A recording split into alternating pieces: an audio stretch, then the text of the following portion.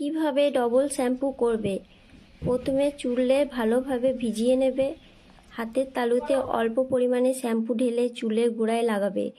তারপর প্রায় 60 সেকেন্ড ধরে মাথায় মাসাজ করুন। আলতো করে চুলে শ্যাম্পু লাগান। ভেজা চুল দুর্বল, তাই টানবেন না।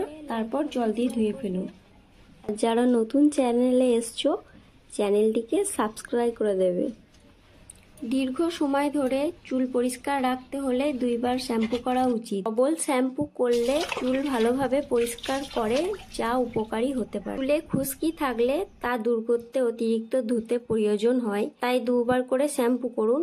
প্রথমবার শ্যাম্পু আপনার মাথায় জমে থাকা ময়লা দূর করবে এবং দ্বিতীয়বার শ্যাম্পু করবেন চুল পরিষ্কার করবে। সপ্তাহে একবার চুল ধুলে ডবল শ্যাম্পু করলে উপকার পাবেন, তবে নিয়মিত ডবল শ্যাম্পু করার দরকার নেই। এটা নির্ভর করে আপনি কতবার চুল ধোবেন তার উপরে। চুলে শ্যাম্পু করার পর হেয়ার মাস্ক বা কন্ডিশনার ব্যবহার করলে চুলে ফাঁস পড়বে না।